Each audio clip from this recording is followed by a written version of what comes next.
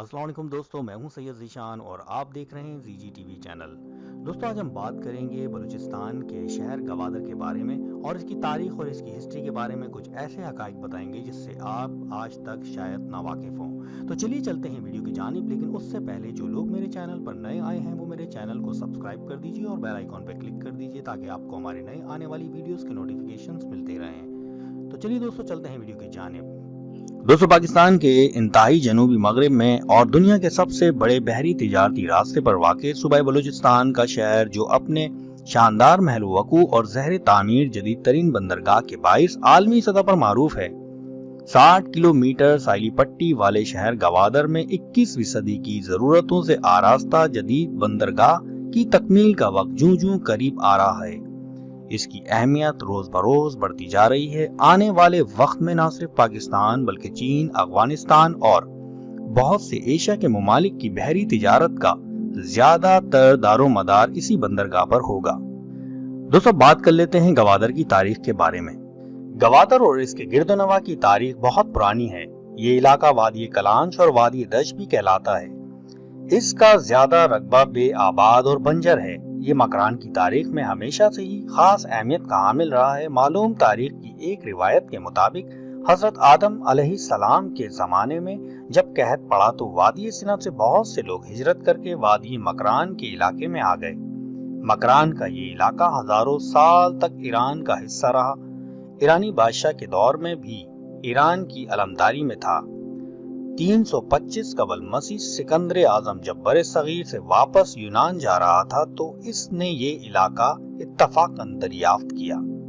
Oman में इसकी शमूलियत 1783 में मस्कत के बादशाह के अपने भाई सईद सुल्तान से झगड़ा हुआ, जिस पर सईद सुल्तान ने खान ऑफ कलात भी नसीर खान को खत लिखा जिसमें इसने यहाँ आने की ख्वाहिश जाहिर की। चुनाचे खान ने न सिर्फ सुल्तान को फौरी तौर पर आ जाने को कहा बल्कि गवादर का इलाका और वहाँ की आमदन भी लामहदूद वक्त के लिए सुल्तान के नाम कर दी, जिसके बाद सुल्तान ने गवादर में आकर रिहाइश इख्तियार कर ली।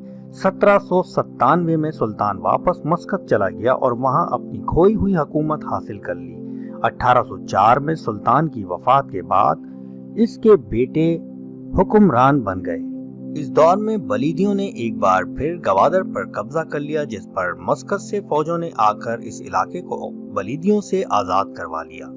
1848 की पहली अफगान जंग में बरतानिया की तवज्जो इस इलाके पर हुई तो बाद में 1861 में बरतानवी फौज ने मेजर गोल्ड स्मिथ की निगरानी में आकर इस इलाके पर कब्जा कर लिया।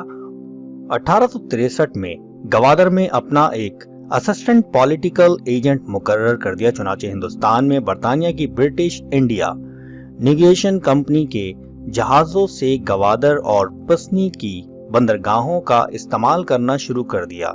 1863 में गवादर में पहला तार घर यानी टेलीग्राम ऑफिस कायम हुआ, जबकि पसनी में भी तार घर बनाया गया। 1894 को गवादर में पहला पोस्ट ऑफिस खोला, जबकि 1903 को पसनी और 1904 को और माड़ा में डाकखाने कायम किए गए। 1947 में जब बरे सगीर की तकसीम हुई और भारत और पाकिस्तान के नाम से दो बड़ी रियासतें वजूद में आईं, तो गवादर और इसके गिरदोनवा के अलावा ये इलाका कलात में शामिल था। दोस्तों, बात कर लेते हैं पाकिस्तान में इसकी शमूलियत की। 1955 में इलाके को मकरान जिला बना दिया गया। 1958 में मस्कत ने $10 मिलियन के ओस गवादर और इसके गिरदोनवा का इलाका वापस पाकिस्तान को दे दिया, जिस पर पाकिस्तान हुकूमत ने गवादर को तहसील का दर्जा देकर इसे जिला मकरान में शामिल कर दिया। 1 जुलाई 1970 को जब 1 यूनिट का खात्मा हुआ और बलूचिस्तान भी एक सूबे की हैसियत से इख्तियार कर लिया गया, तो मकरान को भी जिलाई इख्तियार मिल गया। 1977 में मकरान को डिवीजन का दर्जा दे दिया गया और 1 जुलाई 1977 को तुर्बत, पंजगोर और गवादर 3 जिले बना दिए गए। दोस्तों, बात कर लेते हैं आज के गवादर के बारे में। गवादर का मौजूदा शहर एक छोटा सा शहर है जिसकी आबादी सरकारी अदाद शुमार के मुताबिक नफ्स 1 लाख, जबकि आजाद ذرائع کے مطابق 1 لاکھ افراد پر مشتمل ہے۔ اس شہر کو سمندر نے 3 اطراف سے اپنے گھیرے میں لیا ہوا ہے اور ہر وقت سمندری ہوائیں چلتی رہتی ہیں، جس کی وجہ سے یہ ایک خوبصورت اور دل فریب مناظر پیش کرتا رہتا ہے۔ ویسے بھی گوادر کے معنی ہوا کا دروازہ ہے۔